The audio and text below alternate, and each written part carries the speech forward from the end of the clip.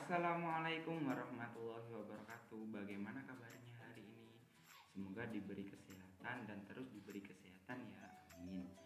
Kali ini kita akan belajar mengenai karya ilmiah. Sebelum kita belajar dengan karya ilmiah itu sendiri, ada tujuan pembelajarannya. Yang pertama, peserta didik dapat menjelaskan mengenai pengertian dan sistematika penulisan makalah dengan cermat, mandiri, dan bertanggung jawab. Yang kedua, peserta didik dapat melakukan analisis terhadap isi makalah dengan cermat, mandiri, dan bertanggung jawab. Yang ketiga, peserta didik dapat menyusun makalah dengan beragam tema secara cermat dan sesuai kaidah penulisan karya ilmiah. Yang terakhir, peserta didik dapat mempresentasikan makalah yang disusun secara jelas dan komunikatif serta bertanggung jawab. Apa sih karya ilmiah itu sendiri? Karya ilmiah itu merupakan salah satu hasil proses penelitian, pengamatan, peninjauan, dan pemikiran yang mendalam terhadap topik atau pokok permasalahan tertentu. Nah, pada saat kalian menulis karya ilmiah, kalian sedang melakukan tradisi keilmuan. Selanjutnya ada ciri-ciri karya ilmiah.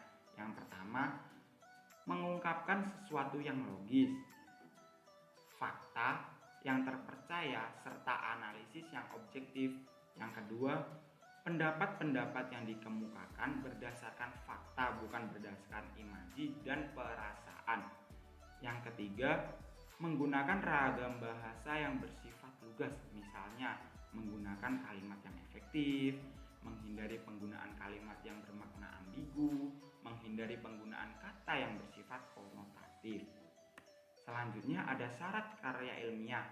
Nah, syarat karya ilmiah itu sendiri ada 7. Yang pertama, bersifat komunikatif atau mudah dipahami si pembaca. Yang kedua, bernalar atau waktu saat kita menulis karya ilmiah itu sendiri, kita harus mempertahankan topik yang kita angkat agar topik tersebut memiliki bobot waktu kita tulis.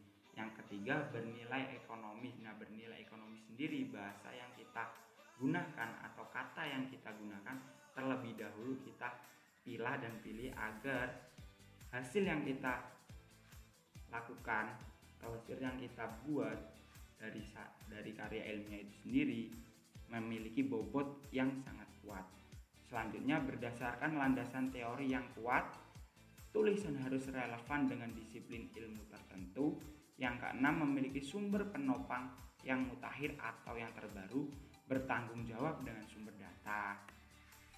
Selanjutnya ada tujuan penulisan karya ilmiah. Yang pertama, melatih mengungkapkan pemikiran.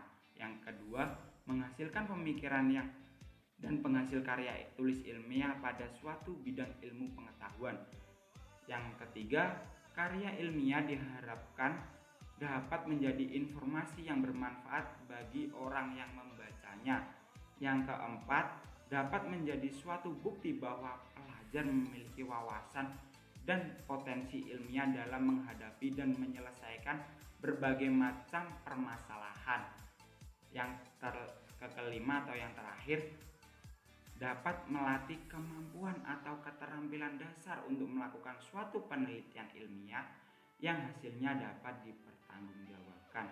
Nah, di sini ada jenis-jenis karya ilmiah. Yang pertama itu skripsi, artikel ilmiah, makalah, dan tesis. Kali ini kita lebih fokus pada makalah ya. Makalah. Nah, apa sih makalah itu?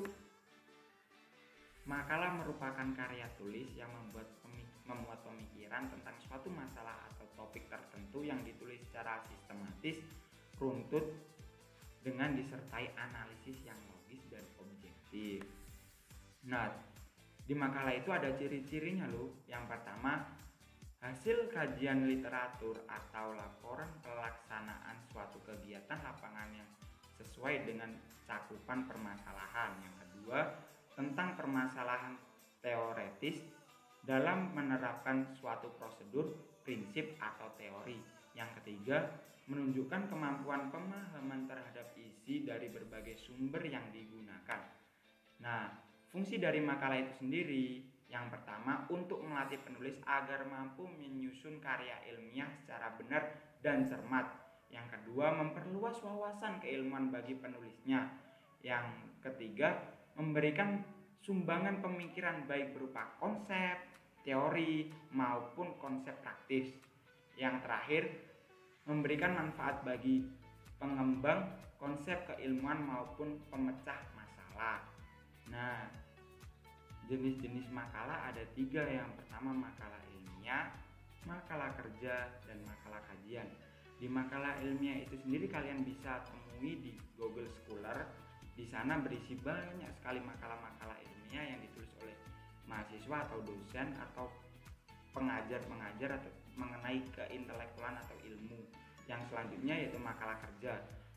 Makalah kerja itu sendiri digunakan untuk melakukan presentasi terhadap suatu pekerjaan. Dan selanjutnya yaitu makalah kajian, biasanya berisi tentang bagaimana sih suatu topik yang akan dikajikan atau dikaji bersama-sama itu disusun di dalam suatu makalah kajian itu sendiri. Nah, ada ciri-ciri ragam bahasa ilmiah. Yang pertama, mencerminkan sikap ilmiah, transparan, lugas, menggunakan paparan, membatasi pemakaian majas, penulis menyebut dirinya sendiri sebagai orang ketiga atau penulis atau peneliti, sering menggunakan definisi, klasifikasi, dan analisis, bahasanya ringkas, tidak bertele-tele.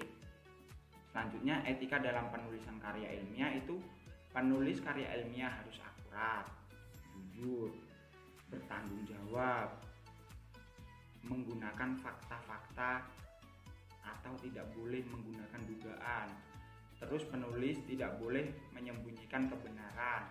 Penulis karya ilmiah tidak boleh menggunakan ide seseorang tanpa keterangan yang jelas, atau kita biasanya mengutipkan menggunakan ide seseorang tanpa menjelaskan sumber yang kita kutip, itu tidak boleh.